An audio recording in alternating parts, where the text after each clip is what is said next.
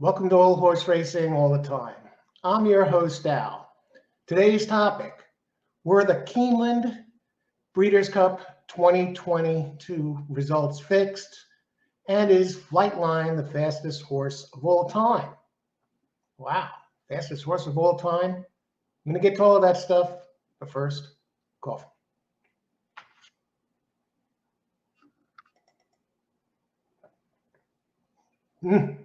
Nice and hot. Starbucks original blend, nice and strong. Next show, I'm going to be previewing trying a new coffee. Now, this coffee was suggested to me by somebody while I was shopping in the store. I've never tried it before. Cafe Bustelo. Now, this comes vacuum sealed in a brick form, but it turns into regular powder when you put it in a jar after you open this stuff. This is espresso ground coffee.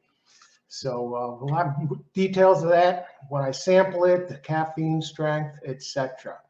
Okay, another Breeders' Cup is in the books. 2022 this year held at Keeneland. And we saw some eye-popping results on social media. I've seen so many people over the last couple of days screaming outrage at the horses that were coming in. Now, I'll be the first to admit that I was scratching my head when I saw some of those results too. Were they playing games during the Breeders' Cup? Were some of those races fixed? I'm going to take a look at some of these races, not all of them. I'll look at the big day yesterday, Saturday's results. I'll give you my opinion on whether these races were fixed or not.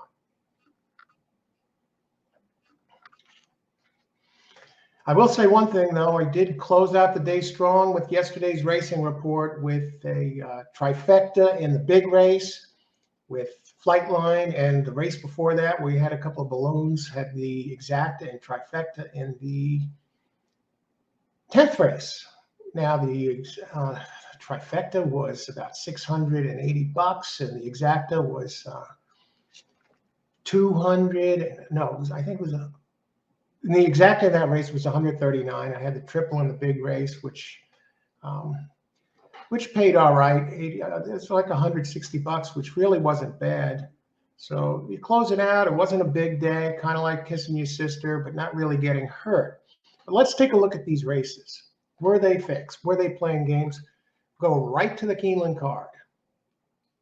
Track results. All right, first race. Baffert Firster wins. No real surprises there. And the Cassie horse finished second. It's a race with firsters, so that's a tough one to judge. 2-year-olds. The exacta paid $14.70 for $1. Yeah, I like the. I said play a double there, and I gave two horses, including Arabian Night, the Baffert horse, and that one came in, so alive for the double. Okay, fair enough. And I had would have completed the double with the horse I had in the second race with one of them. And that one paid $1 double. See, he's not really paying much, $8.87. Endorsed came in second, $13.90 to place. I'm not going to call foul yet, cheating yet, because Endorsed, I looked at that one. And though I didn't have it to win or be part of the exacta, it was one I was on the bubble on, so I could see that. So far, so good after 2 races. Third race, Good Night Olive, I could see that. Had that there too, so it would have been another daily double with the racing report and a pick 3. Echo Zulu came in second. Asmussen, I could see it. I didn't like it. I liked others better. I was very surprised that a couple of the ones inside didn't come in to complete that exacta, and so I questioned that race a little bit, breaking from the outside post 13. But so far, no great shakes. People expected Echo Zulu to be around. So we're 3 races in, and so far, I'm really not seeing anything too unusual. And of course, I got the winner. 4th race, Caravel wins the race, pays $87.78. Followed by a 3-horse, Amoretti Anna, pays $20.76 to place, and Creative Force, another one, Now, this is a race I really question because there were horses that were much faster than all of these. Caravel, all right, the horse knows how to win. The speed figures are below par for this race. It has pretty good early pace, but it wasn't really the one that was likely to take the lead. I kind of question this one a little bit because there are multiple horses that were faster than all three of these. So fourth race, yeah, I could see somebody screaming foul. You know, if you want to play around with Caravel underneath, maybe stretch the exacta by putting it in the second spot, or use deep third or fourth in tries or supers. But winning, no. And Amaranta Anna, can't see it. Can't see it. The only thing you like about that is Ryan is the trainer, and Ryan Moore is the jockey, who's a magician out there. So, but I question the winner 100%. Caravel. That's one that raises a red flag. So the fourth, a red flag. 5, Cody's Wish. I could see that. It was a cheap exacta. I had that one, and not the exacta, but I had Cody's Wish, and nothing really unusual. The exacta paid 13 for and change for $1. 6th race. Ryan Moore again pulls off the stunner on the Horse Tuesday. I actually liked the Bomb that came in third and paid $14.08 to show, as well as the 11. I thought it was a stretch race. And play against Ryan Moore at your own wish. So, yeah. So far, only really one major questionable race. But still, very tough to hit here, okay? And I could see how the viewers, a lot of the viewers are complaining about the results.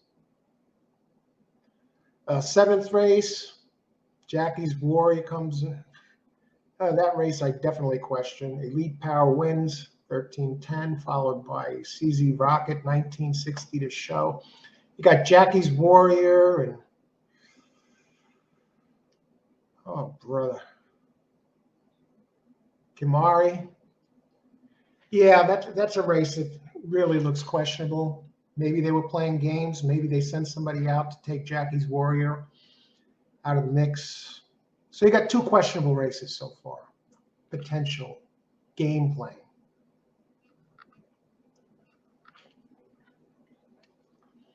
Race 7.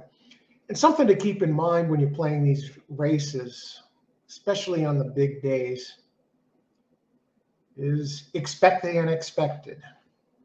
Some might say you're better off passing on days like that because they get the shippers coming in and horses you really don't know what they're going to do. Some just take to the track. Probably better off passing on this and playing on days where playing tracks that you know, where you're going to get your regular players and you're going to get more honest results. I know one player, a successful player, he refuses to play any of the Triple Crown races, refuses to play the Breeders' Cup, even refuses to play races that have any unraced horses or firsters in there. He only looks for races where he has a good feel for it, where horses have a resume to go by. Maybe they raced on the track. You want solid data to work with. So yeah, I could see some of these results. They really do look shaky. You know, this one again, Jackie's Warrior. Race 8, Modern Games. Appleby the trainer. No surprise there. 476 to win, Charlie Appleby. Was the big favorite, but here's the problem with this race. The second horse, second place finisher. Now, there were others much faster than this horse. Cheryl Spate comes in, pays $33.28 to place. I would place this as the third number suspicious start out of 8 races. Race 9, definitely question this one. Malathat, nice horse. Okay, Philly. Blue Stripe, 1240 to place. Nest looked like the one to beat by far. Maybe got a bad ride. I'm not going to go overboard with this one. I could see Malathat sneaking in there. I just thought Nest looked too fast for the others. And blue stripe for second, definite problem with that, 1240, but I'm not going to push it. Race 10, Rebels Romance, 1392 to win, Appleby. Stone Age second, 1224 to place, and Warlike Goddess, Rosario up 380 to show. And this was one where on the racing report I gave out the trifecta and I gave out the exacta. They both came in. The exacta was about 140 bucks, and the trifecta was about 681 bucks. And I don't see anything wrong with this race.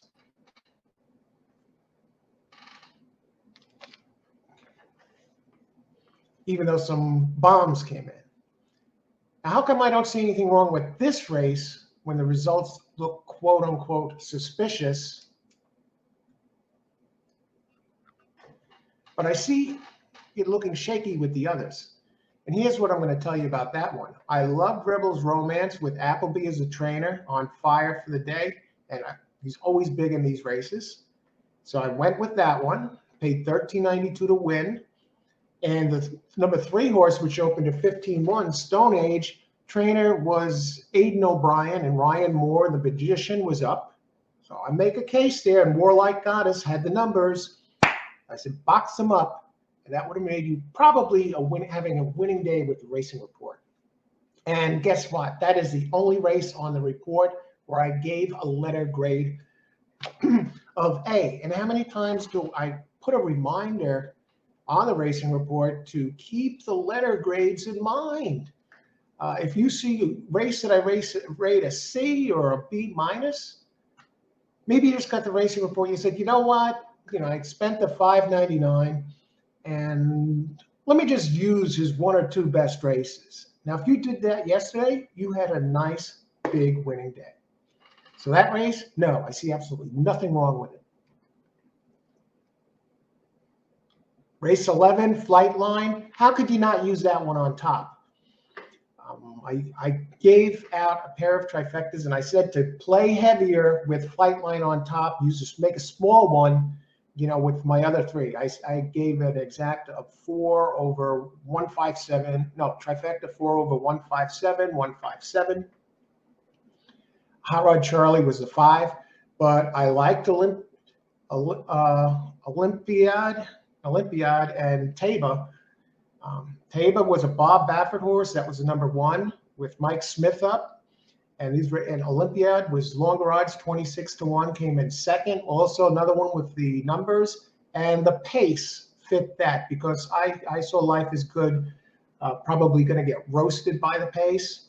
A surprise Hot Rod Charlie didn't slip in there, but this worked out just fine. And Flightline, what a horse, geez.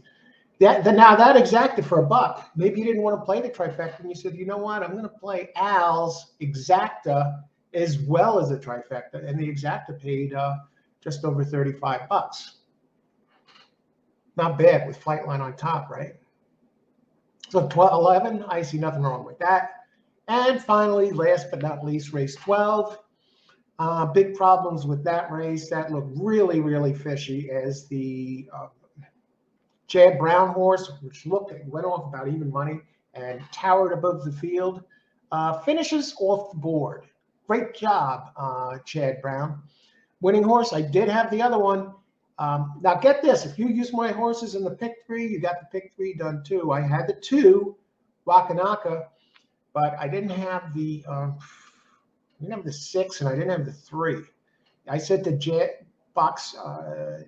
No, I had the 3. I said to box Chad Brown horses with 2 and 3, which were longer odds.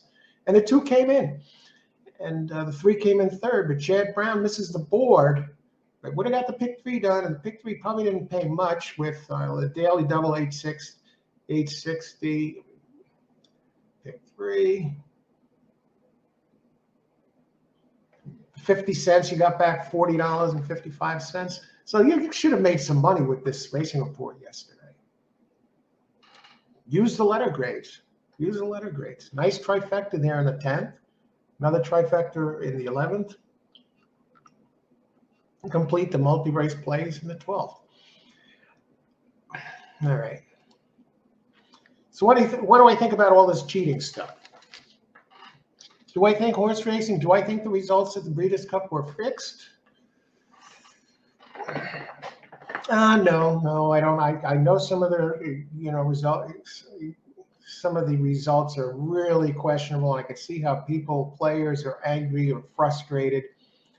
That comes with playing on the big days. When a lot of horses are making first-time appearances on the track, and some trainers and jockeys incorporate different strategies that throw the big guns off their game, like Jackie's Warrior getting pressed like that, and running second. So you never know what to expect, and the fields are gigantic. Trips come into play. My suggestion would be, if you get upset or you have high blood pressure or you're the faint of heart, maybe you want to pass on the big days.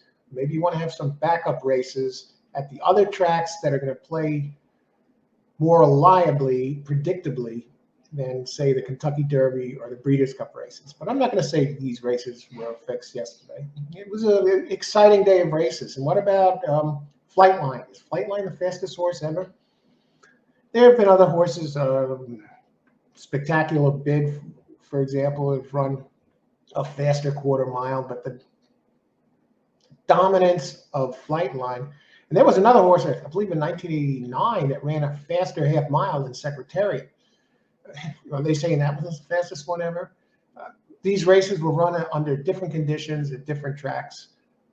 These horses, though, have performed, the ones recognized as the fastest ever, have done it on the best tracks, on the biggest stage, under the biggest spotlight.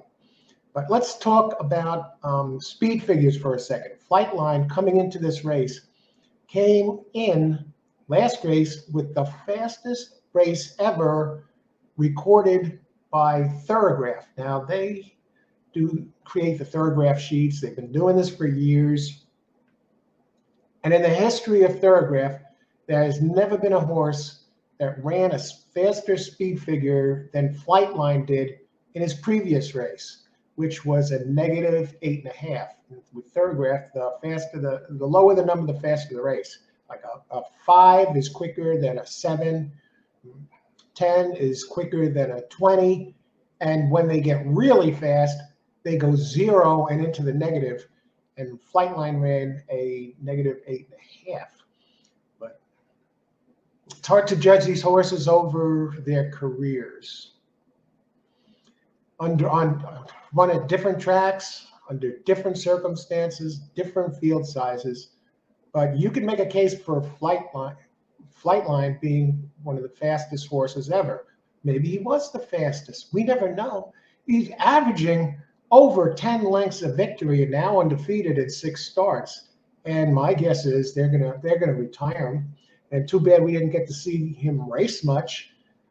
6 career races as a 4-year-old, and his stud value is too high. It's too dangerous, probably too expensive to insure him, to keep him on the track.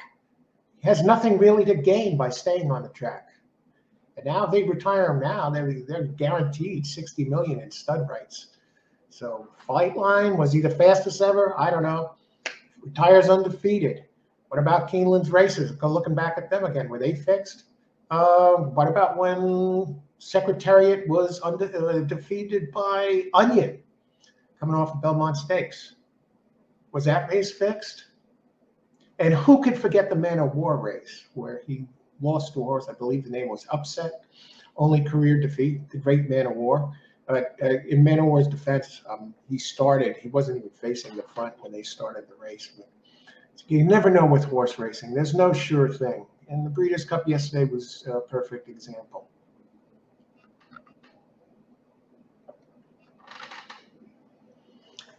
Again, maybe you want to stay away from those big racing days. Focus on the tracks that you're familiar with, where you could make more educated plays. You have more data, bigger body of data to work with. And a lot of the horses there have raced on that surface, on that track before. Keep in mind the distances. Good, solid racing report yesterday. That beautiful trifecta in the 10th, and then again in the 11th, and complete the pick 3 in the 12th. So hopefully you played that race rated an A and pounded it, man, or woman, if you're a woman who got the report. Today, we'll be covering Aqueduct. They're back at Aqueduct today, and Ortiz brothers are there. We got some nice races, some stakes races. 12:50 p.m. start, Eastern time, the stakes race. So today, racing report, we are covering Aqueduct. If you're interested, $5.99 PayPal or Cash App or Venmo. And that racing report is ready now. So want to get started with your handicapping early. Yeah, I'll be playing a track now where the horses, they'll probably play more true than they did at Keeneland. So, racing report. If you're interested, email liveracingshow@gmail.com. So have a great day, everybody. Don't get down if you lost at the races. If you're getting hit hard early, get out of there. You don't got to stay. You don't got to play every race. Just play, if you play the racing report, just play my A's and B+ races. But you don't have to play the C-, etc. If you're playing today, best of luck and bring it home. Thank you so much for watching. Subscribe to the channel, get notification to all new videos. If you like this video, smash the like button. All the best. Talk with you soon.